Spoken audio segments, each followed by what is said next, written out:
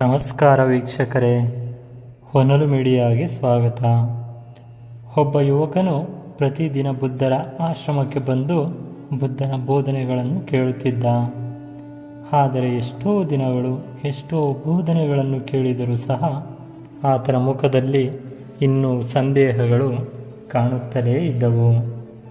ಒಂದು ದಿನ ಆತನನ್ನು ಗಮನಿಸಿದ ಬುದ್ಧ ಭಗವಾನರು ಆ ಯುವಕನನ್ನು ಹತ್ತಿರ ಕರೆದು, ನೀನು ತುಂಬ ದಿನಗಳಿಂದ ಆಶ್ರಮಕ್ಕೆ ಬರುತ್ತಿರುವುದನ್ನು ನಾನು ಗಮನಿಸುತ್ತಿರುವೆ.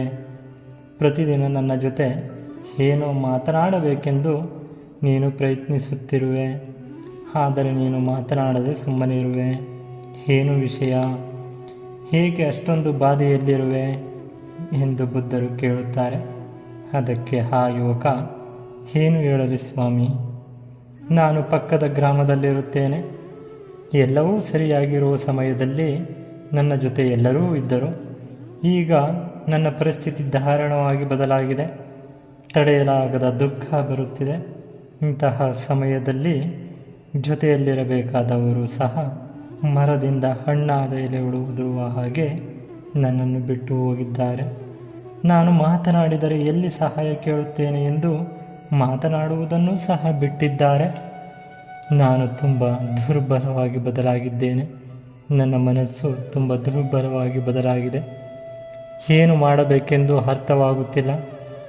ತಡೆಯಲಾರದಷ್ಟು ದುಃಖ ಬರುತ್ತಿದೆ. ಈ ಏಕಾಂಗಿತನವನ್ನು ನಾನು ಸಹಿಸಿಕೊಳ್ಳಲಾಗುತ್ತಿಲ್ಲ ಎಂದು ಜೋರಾಗಿ ಹೇಳುತ್ತಾನೆ.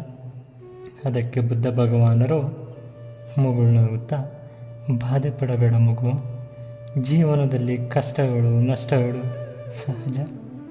ಕಷ್ಟದ ಸಮಯದಲ್ಲಿ ನಮ್ಮವರು ಯಾರು, ನಮ್ಮವರಲ್ಲಿ ಬೇರೆಯವರು ಯಾರು ಎನ್ನುವುದು ಅರ್ಥವಾಗುತ್ತದೆ. ಸ್ವಲ್ಪ ತಾಳ್ಮೆಯಿಂದಿರು.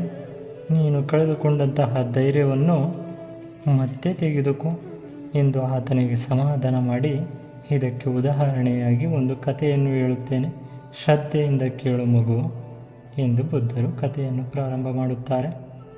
ಒಂದು ದೊಡ್ಡ ಅರಣ್ಯದಲ್ಲಿ ಒಂದು ಸುಂದರವಾದಂತಹ ಬೃಹದಾಕಾರದ ಮರವಿತ್ತು. ಆ ಮಾರ್ಗದಲ್ಲಿ ಹೋಗುವವರಿಗೆಲ್ಲ ಆ ಮರವು ತಂಪಾದ ಗಾಳಿಯನ್ನು ಬೀಸಿ ನೆರಳನ್ನು ನೀಡುತ್ತಿತ್ತು. ಎಷ್ಟೋ ನಿರಾಶೆಯಲ್ಲಿ ಇದ್ದವರಿಗೂ ಸಹ ಆ ಮರವನ್ನು ನೋಡಿದರೆ ಸಾಕು, ಏನೋ ತಿಳಿಯದ ನಾವು ಚೈತನ್ಯ ಮೂಡುತ್ತಿತ್ತು. ಎಷ್ಟೋ ಪಕ್ಷಿಗಳು ಆ ಮರದಲ್ಲಿ ಗೂಡು ಕಟ್ಟಿಕೊಂಡು ಸಂತೋಷದಿಂದ ಜೀವನವನ್ನು ಸಾಗಿಸುತ್ತಿದ್ದವು. ಆದರೆ ಏನಾಯಿತೋ, ಎಂದೂ ಸಹ ಒಣಗಿ ಹೋಗದ ಆ ಮರ ಈ ವರ್ಷ ಒಣಗಿ ಹೋಯಿತು. ಎಲೆಗಳೆಲ್ಲವೂ ಉದುರಿ ಹೋದವು.